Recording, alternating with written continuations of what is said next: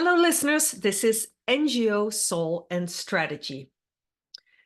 Organizations in civil society are always undergoing change. The one thing, as the cliche says, that is constant is change.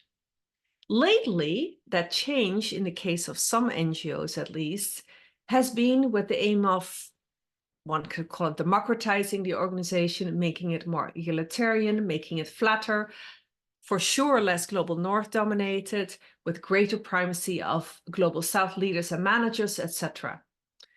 And sometimes such a change agenda also leads to a significant change in organizational structure. And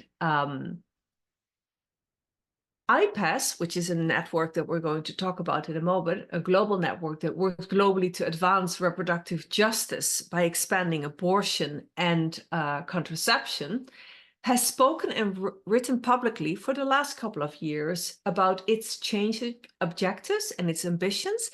And I am therefore excited today to talk with Anu Kumar, to have her on the show to tell us about the why, the what, and particularly the how of the change process. So welcome, Anu. Thank you for having me, Tosca. Here we go.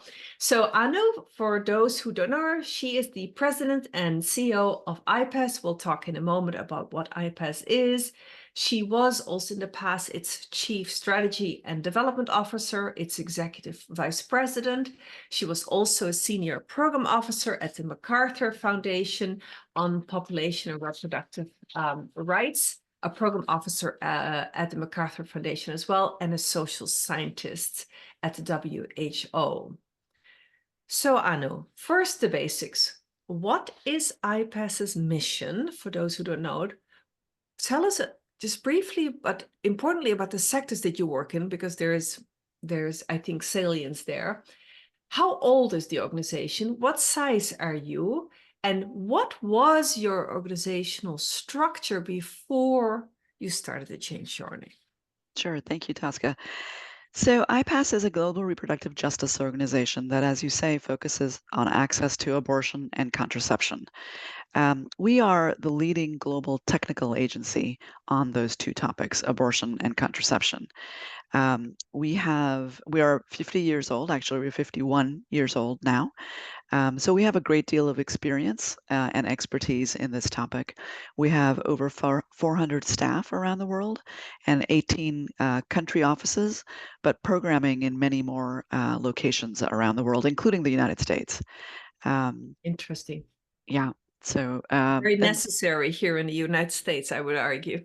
It is. That's what we think as well. Yeah. And there's a lot that the United States has to learn, I think, from the rest of the world as well. Yes. So previous to this iteration of the organization, we were essentially quite a traditional hub and spoke international NGO. We had a headquarters. We had country offices that were kind of, in relation to or reported into the headquarters in the United States. But I think one distinction from IPAS and others is that IPAS has always had local staff in our country offices. So we've never had expats. All of our staff are from the locations and countries in which we're operating. And that has actually, over the years, made a huge difference in our effectiveness and in our ability to actually achieve our mission. But this new journey or this new structure, this is different, and we can get into that in a moment. But before we do, one of the reasons why we made the changes that we did is because of our strategy. And you asked about sort of, what is our approach? What is our strategy? So we have adopted a sustainable abortion ecosystem framework, and we've defined it. So for many years, there was always this discussion about sustainability and what does that look like in health and development. So we decided that, okay, enough talk. Let's actually think about and define what does sustainable abortion care look like. And we, came up with a lovely diagram, which you can find on our website, that consists of 8 components of the sustainable abortion ecosystem. But the key factor, and the reason I bring this up and why it's relevant to this conversation, is that it demands local knowledge and expertise. ecosystems are deeply contextual, right? They can, we cannot in the United States know what the ecosystem is in Nepal or Nigeria or Mexico. No, You have to have that local understanding. And so the organizational changes to our operating model were really rooted in ensuring that our strategy, our sustainable abortion ecosystem strategy, would be successful. I see. That's very interesting. And of course, the important point again, you started with strategy and only then did you think about what structure or a decision rights allocation, authority allocation, etc., and who is part of what deliberation needed to be. So I have to tell you first, ask you first is, so in your LinkedIn article, which we will put in the show notes, you talked about the nature of the organizational change process, and that a structure is only one part of it, as it should be, right? You've talked a little bit already about the impetus behind it, but I'd like you to now unpack a little bit more. What was the nature of the change? Where, if I think about strategy, structure, people, decision rights and authority, and culture, where were the biggest shifts? So we very purposefully in the beginning. So first of all, the conversation around what's typically been called in our sector decentralization has been active in IPAS for years, if not decades. And so I stepped into that conversation when I became CEO, and I was asked by our country leadership to define what decentralization means to me. And that resulted in actually a collaborative process, me, the executive team at the time, and country leadership to talk about, okay, what do we mean by decentralization in the context of our work here at IPAS? And then came the overlay of the Black Lives Matter movement, which was deeply significant to me. And I think, as one of very few women of color and really people of color in top CEO roles in global health organizations, it really it mattered to me, and I paid a lot of attention to it, and it caused me to kind of really reflect on my own complicity in white supremacy and the sector's complicity in white supremacy. And so one of the first things I wrote actually was a blog for Think Global Health called White Supremacy and Global Health. And so I bring that up because equity, racial justice, these ideas and values were very much in my head and in the head of those, working at IPAS as well. And then we, come to a very volatile time in history. The development sector is in upheaval because of COVID-19.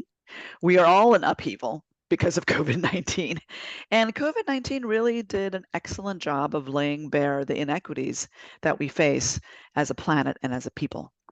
You'll remember the discussions, I'm sure, around vaccine inequity, around treatment.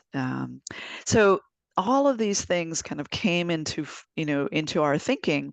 And so when I sort of thought about what vision do we want for the organization, those were the values that I wanted to enshrine in some way. I didn't have a predetermined idea of organizational structure. And so the process that I used, in fact, was to invite country colleagues, country directors, and country leaders to work with. Actually, initially, I said, please talk among yourselves and think about these values and advise on what do you think our organizational structure should look like. And they kind of pretty quickly came back to me and said, no, you can't just walk away. You need to be here in these conversations. And so I participated in those conversations. And then what ended up happening was a group of country directors plus the executive team met over the course of a year to really flesh out what do we mean practically when we talk about these? What does this mean in actual real life? And we came to two conclusions. First is we need to change our management approach, and we adopted a shared leadership approach to management. And we defined what that meant for IPAS. And then we said, we really need to think about changing behaviors and practices first before we look at our structure.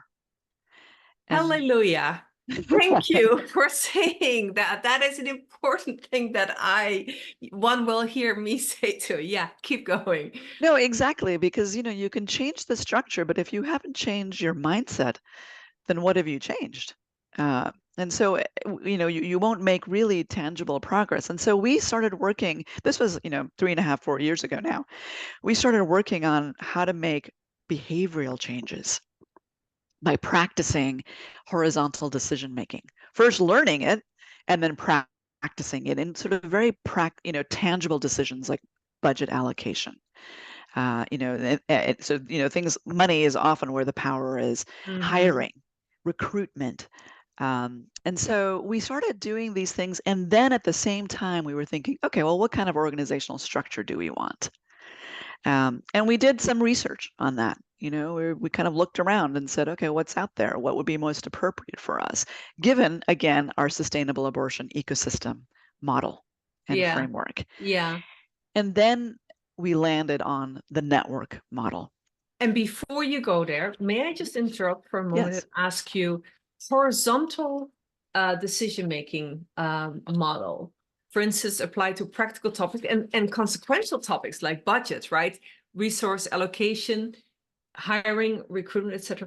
What did that look like in this case? Well, there's actually really practical techniques and tools that one can learn and use in order to make decisions in a kind of a horizontal way. There is, for example, one of the things that we did in the resource allocation conversation. Well, first of all, we decided that it wouldn't be the executive team that would make that decision. Which is not to say the executive team wasn't involved. There was an executive that was involved, but there were other people also invited into the conversation. So we formed essentially a committee. And that committee got together and said, this is the criteria that we're going to be using to make this decision. All of the criteria was transparent and shared.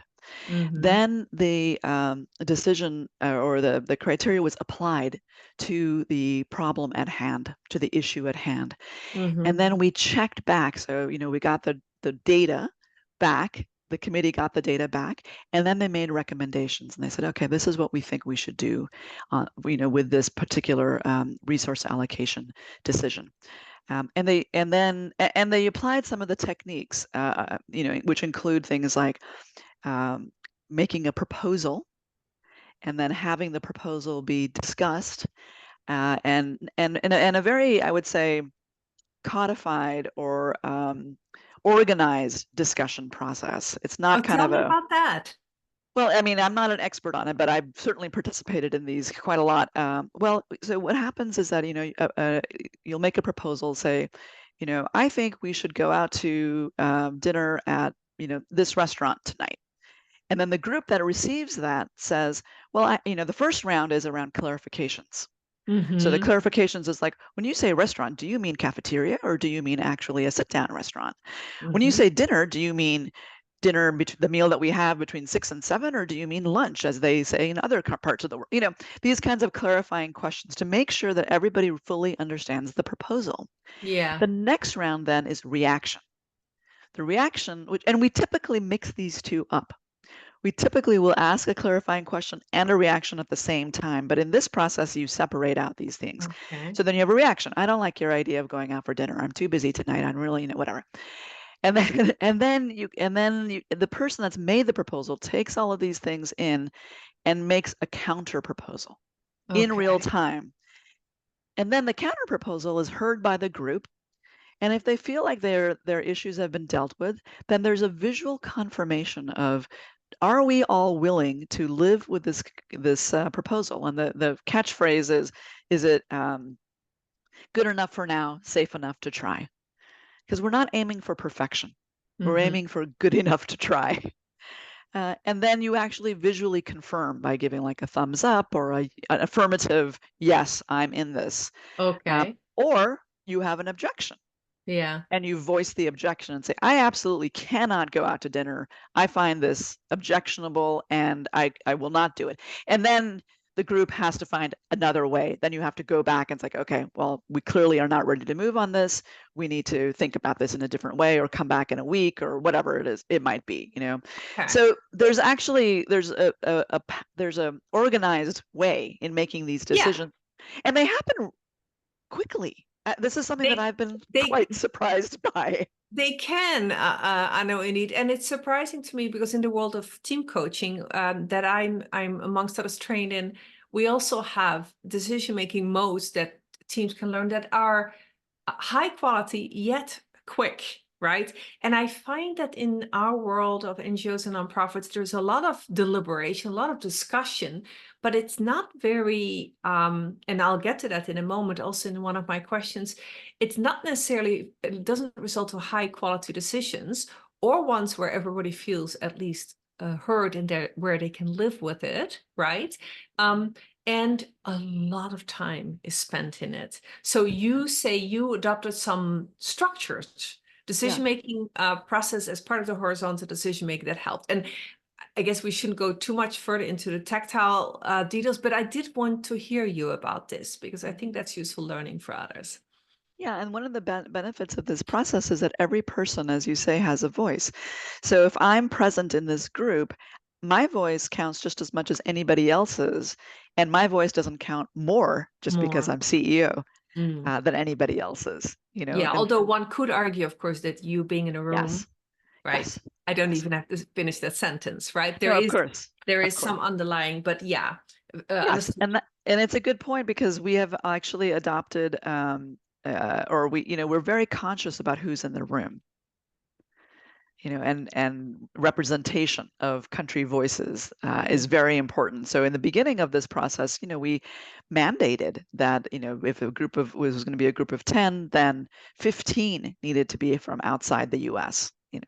10, you know, like 7 needed to be outside the US, you know, majority needed to be outside the US. So things like that, so that we ensured that the US voices and hierarchical voices or those that hold positional authority would not dominate the conversation. So both from not from inside the US, but also those that do not, did I hear you say that? That's do right. not have positional authority. forms of authority.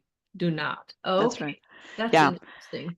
Yeah, and I can say a little bit more about that in our org structure if you want to go there. Please, go ahead. Yeah, well, so we did eventually get to organizational structure, right? It took us a few years, but we got there recently, and the changes that we made were to, first of all, dissolve the executive team, which does not mean that we don't have executives. So we still have executives. We still have a CEO, we have a chief operating officer, and we have a chief financial officer. But we don't have an executive team that is the overall governing body of the organization. Instead, we have what we call the Network Leadership Group. This is a 5-person group that consists of 2 people from Africa, because Africa is our largest program area and region, 1 person from Asia, 1 from Latin America, and 1 from the United States. And this group was selected by staff. So we established criteria. We established a term of reference. People raised their hands and said, yes, I meet the criteria and I want to serve on this body. And then staff as a whole voted on who would be in this body. I am not on the body. I'm not in this group. Neither is the CFO or the COO on this group. The US remains on the group because the US continues to be the financially consolidating node for the network, right? So this is the Network Leadership Group. In addition, we created something called the Staff Community Council. And you know, this links back to that conversation we just had about positional authority. The Staff Community Council consists of a person from every node in the network, but it's a staff person who is not a manager. So not a supervisor, not a manager, not in sort of a formal leadership role, but is essentially a staff person who is implementing a lot of the work, most of the work that we're doing. And that group serves both as a check and balance to the network leadership group, but also a catalyzing group for some of the work that needs to be done across the network. Is that the culture work, the kind of culture care? Partly, like for example, right now they're working on developing quality standards, both technical and operational quality standards for the network. And these are the people that actually, have to follow these standards. So they're the appropriate themselves. ones to set them. Exactly. It doesn't make any sense for me to set the quality standards when I'm not the one that's actually going to be doing them. No, and So also do not work in the context in which people. exactly. Mm. Exactly. So, so Mhm. yeah, so that, and then we also created a third body, which is called Netcare. And, Ah, we acknowledge that networks require care and feeding. You can't just sort of set this structure off and then walk away. They require communication, coordination. And so the Netcare team, which is a global team, is responsible for that kind of care and feeding and upkeep of the network itself. They're not making decisions, but they are kind of helping the network leadership group, the staff community council, and any node in the network that says, we don't understand how to do this. We're not sure what to do and what process we should follow here. so supporting and role clarification Exactly. and processes, etc. Now, just to be clear, I know how long have you lived in this new structure? Talking about structure. So the new structure came into place last August. So not too long. Not too long yet. Not too long. Yeah. Yeah, exactly. Early days. And also one clarifying question going back to what you said about horizontal decision making. Um, when you said budget, did you mean the whole IPAS budget, the global budget, or did you mean on specific nuggets of the budget? Yeah. So in the beginning, it was around specific, either we had to make budget cuts or we received a grant and we had to allocate the funding. It was around that. We have always had a budget committee, a staff-led budget committee, Mhm. in the to do the organizational budget.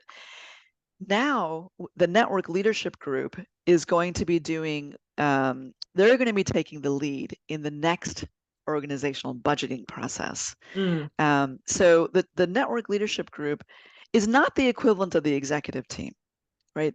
They're not the same. They do two things. They're responsible for setting unrestricted budget allocations, and they're responsible for strategy. okay. So So sort of looking at, important. very important, very, very important, but not Yeah. like day-to-day management. So, Yeah. they don't, country staff don't report into them.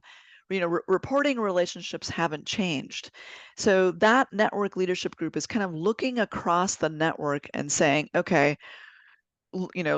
for example, they looked at our organizational strategic performance against our strategic plan and are saying, well, we need to do better here. We need to do more effort there. We seem, that kind of thing Yeah. to kind of make sense of the whole. Yeah. And then Yeah. in the budgeting process, that's partially going to be their role also. They'll get information and data from the CFO, right? And they'll be told, here's what the financial picture looks like this year, next year, the year after. And then they're going to sort of set the budgetary direction for the organization, in as much as we have flexibility. As you know, so much of our funding is restricted funding. IPAS Yeah. does have unrestricted funding, and so that's where there's some room to set our own vision. Right, right. And that's very cherished, right? Resources. So given that you've lived in this new structure now since August of 2023, so far, and it may be too early, but I'm really curious about this aspect. So it's it's clear out of what impetus you've done it. It's clear to what the benefits might be. Right now, let me ask you, besides that, what has happened in your decision-making practices? What has happened, if anything, to your ability to be adaptive, to be responsive to changing environments, and agility of decision-making so far? Yeah. So, I mean, I think it's twofold. What I'm observing so far is that on the one hand, we are able to move faster and make decisions with less process, particularly those who are working in countries. And also we have what we're calling service nodes, that, so these are, development or, fundraising, communications, these kinds of services. Those nodes can make decisions on their own fairly quickly. And that, I think, is especially important for country programs. So there's less having to go all the way up the chain of command and back down again in order to make a That's decision. because of the decentralization of Exactly. decision-making authority for That, those.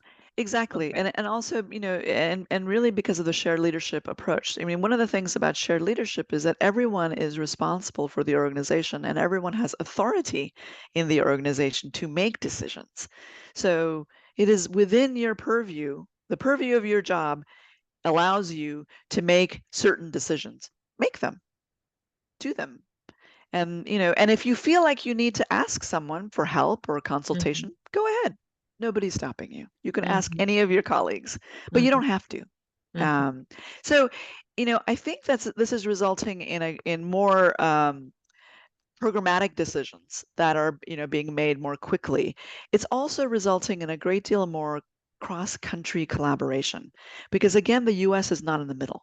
Yeah, and So exactly. So the countries are reaching out to each other on a regional basis or even just a one-on-one basis. For example, there was an exchange between our Mozambique office and our Bolivia office, which never would have happened, I don't think, in the past, but they just kind of made it happen and said, yeah, we really want to learn what they're doing on gender-based violence and what they're, and so there was an exchange. right. Um, So you were so saying that on the one hand, the yes, first thing you're able to take decisions faster when it comes to programmatic decisions yeah. because people don't have to go up the chain. And I think there On was more. Yeah. Yes, on the other hand, I think there is, at this moment at least, uh, a little bit of lack of clarity around roles. And so people are kind of erring on the side of asking for a lot of consultation and feedback. Mm-hmm. Mm-hmm. So they're a little bit concerned about, can I make this Can I decision? really? Yeah, Yeah. and who exactly, we're so conditioned to asking people in positions of authority for their approval. Mm-hmm. So people very often they just don't feel comfortable making the decision on their own, and so they seek out others to kind of give them that Sense of comfort. comfort. Yeah, exactly. And so this is resulting in some degree, I think, of lack of clarity, and a sense of, well, can I just do this? Do I need to ask? What happens if I just do this? It's Mhm. so it's a point in our history right now with this new change where we're kind of unlearning old ways of doing things and learning new ways, and we're right in the middle of that. That uncomfortable in between, right? Where innovation is possible and is happening, but people do not feel secure. So it's both, it has a positive aspect, but also has a negative aspect, right? Exactly. Um, Exactly. what happens to in this new structure? What have you seen so far, or what could you imagine in terms of two things I was thinking of? Global coherence. Hmm. You've mentioned that a group is already working on quality standards, but also so global coherence, and there are many interdependencies within the There are. organization, right? Mhm. So if decision making has been pushed down much more to the country level, how are those interdependencies still taken account of? Yeah, great question. So global coherence is something that we spent, particularly in the early days of this organizational change process, quite a bit of time on. We actually codified and wrote down a network collaboration agreement. And this was an agreement between the IPAS US node and the country nodes. And it specified to be part of the IPAS network, you have to adhere to certain things legally, including around financial reporting, around fundraising, around brand, around mission. And so, we wrote those down, and every node of the network signed that collaboration agreement. Now, it is a legally binding document, but by no means do we want to enforce or have, litigation amongst ourselves. Like that's not the goal here. But we wanted to get it all down on paper so that everybody understood what it means to be part of the IPAS network. And it does mean certain things. It means you comply with the organizational mission. You comply with the organizational brand. There's a lot of flexibility in all of these things, but there's a basic kind of expectation in terms of what it means. So global coherence in that way is sort of written down. Yeah. The interdependency issue is trickier, I would say, because that requires a lot of coordination and communication. Yeah. And you see that especially when it comes to fundraising, or at least it matters a lot more when it comes to fundraising because money is involved, and that always matters. So, for IPAS, it's not as if we have hundreds and hundreds of donors. We have a finite number of donors, and they fund multiple areas and countries for at IPAS. So we have to have excellent communication.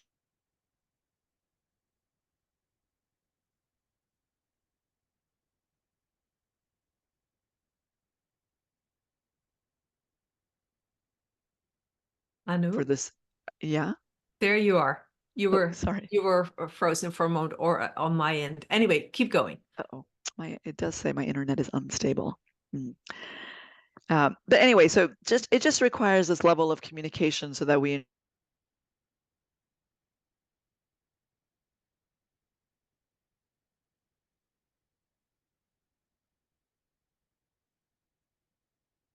Anu, I can't hear you right now.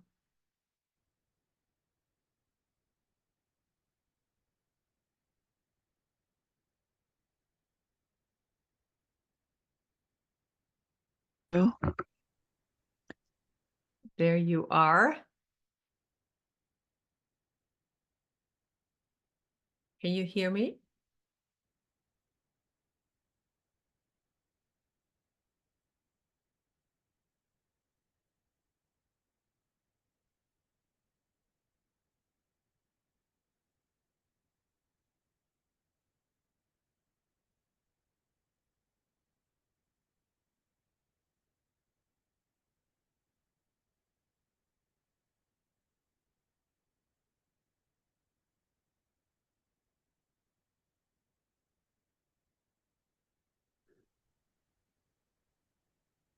Hi.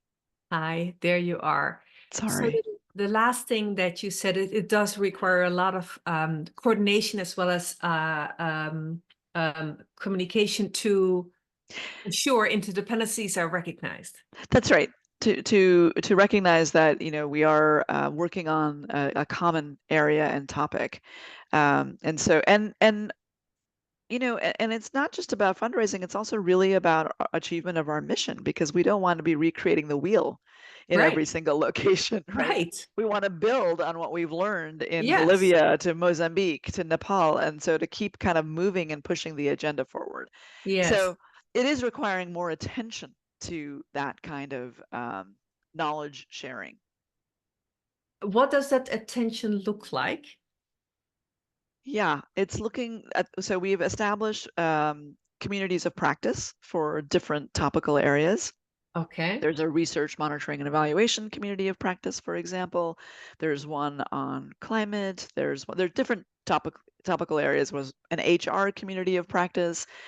And so that allows people from across the network who are focused or experts on a particular area to get together and Mm. discuss, what are they seeing, what are their issues that they're facing, et cetera.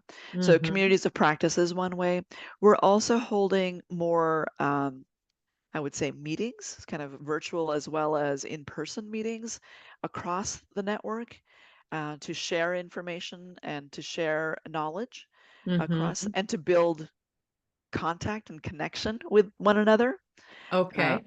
I'm going to push you a little bit on that last point. So it's and this is my opinion, feel free to disagree. In our sector, we spend a hell of a lot of time in meetings. To Do you think that this need for synchronous encounters, these meetings, is stronger in the new structure than before? I do. I do, and at the moment, and I think you raise a really good point, because I do worry about the expense that's involved in this. So I'm kind of waiting and watching. I think some of this need on the part of staff to get together. I think there's um, two forces pushing this. One is that the U.S. office is all remote. So we are not in person any longer. And I think many of our team members would like to be in conversation, face-to-face conversation with others in the organization. So that, is pushing us to kind of get together in person a little bit more. And then the second is this, the novelty of this organizational structure, of this network, and perhaps a bit of a fear that that it will result in dissolution, or dissolving of the bonds that bring us together. So and Understood. yeah. So I understand it. I think it's interesting. We'll just have to wait and see. Wait and see. Yeah, that's what experimentation is also about, right? I'm gonna jump for a moment and say something that sometimes networked type of organization can cause what somebody called Morgan called a tyranny of structurelessness. And sometimes in feminist leadership and governance writings, like by Srilata Batliwala, for instance, there is an acknowledgement that that's not necessarily where we want to go, right? So how do you want to comment on that in the context of IPAS's changes? Yeah, that's a great question, because so while we are a network, we are not without hierarchy.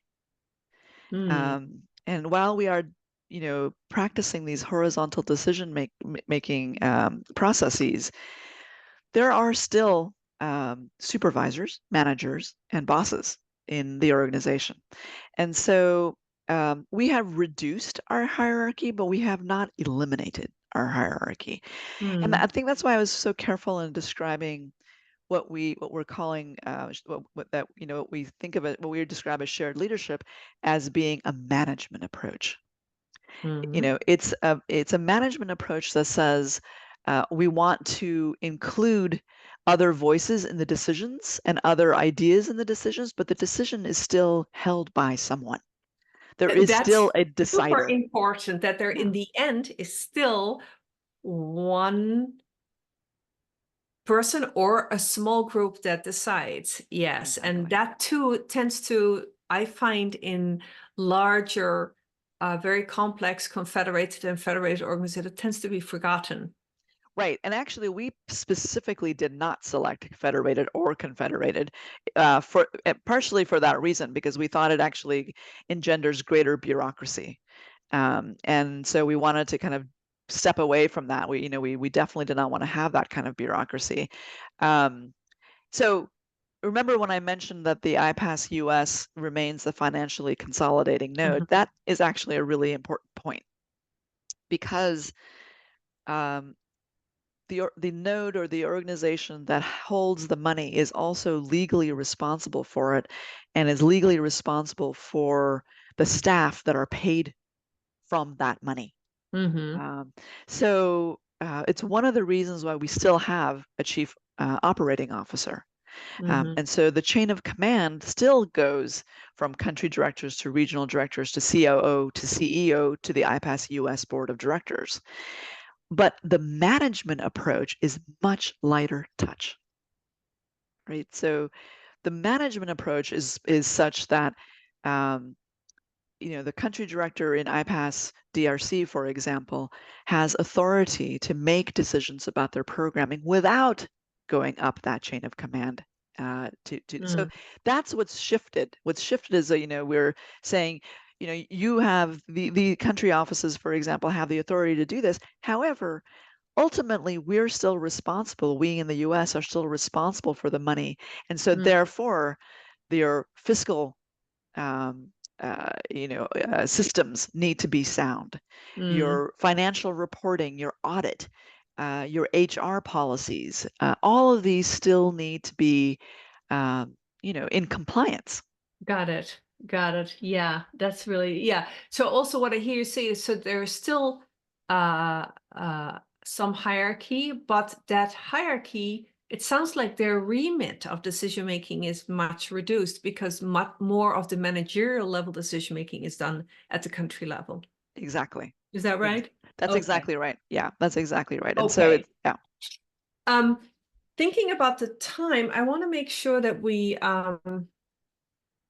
get to two more questions. One is about boards and one is about change management approaches and frameworks.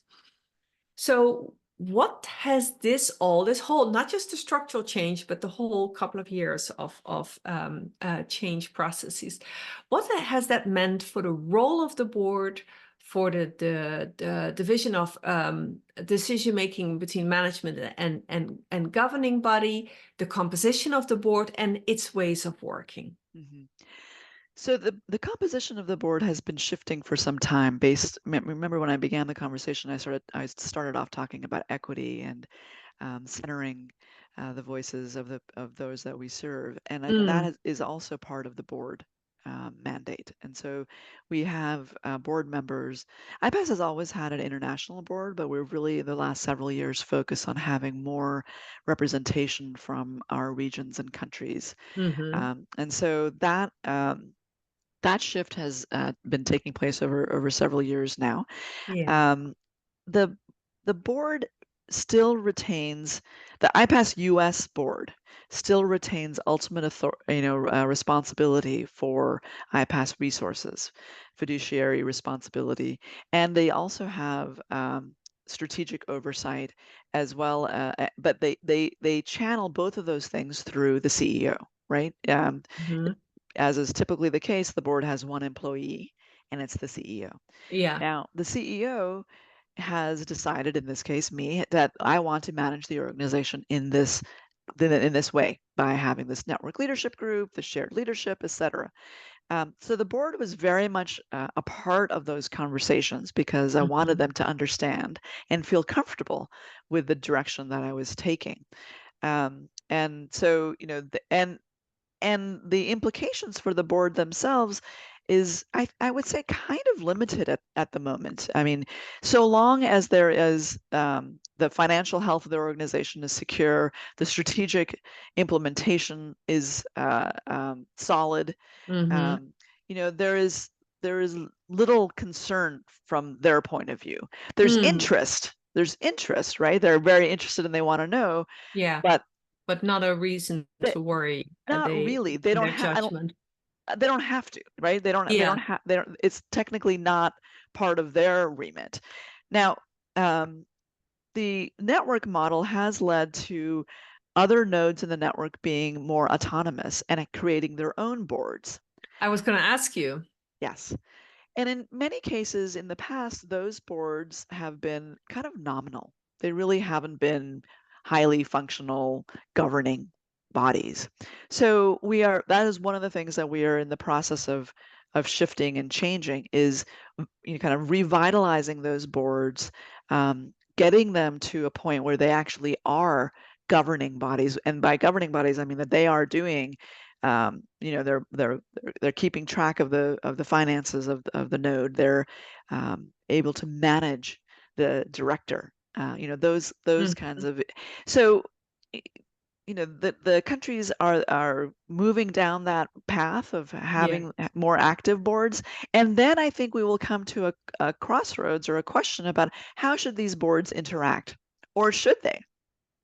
Yes, because you explicitly chose not to become a federated or confederate organization. In fact, am I right in thinking that from a org structure perspective, you're still a corporately a hierarchical corporate structure, though not hierarchical the way in which one thinks about in classical organization. Is that right? You will not have multiple boards that all then have a voice in a global board, for We instance. we don't, and we don't have to. And you're right. The IPAS Impact Network is not a legal structure.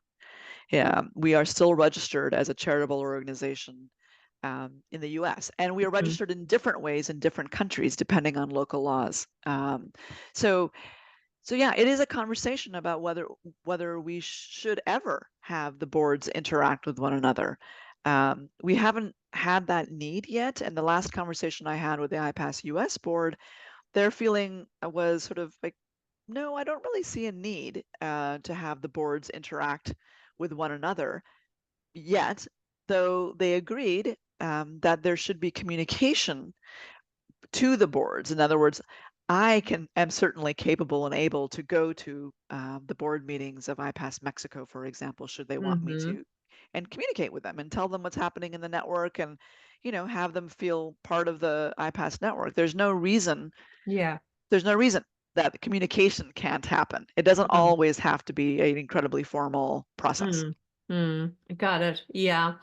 Um, I have to ask you a quick question, but for me, it's important. Can you either say something, or if not, can you speculate? Do you think that IPAS will be more able to be appropriately balanced in terms of external orientation on the world and what needs to change and the actors you need to influence, et cetera, and internal operations and transaction costs that come with that?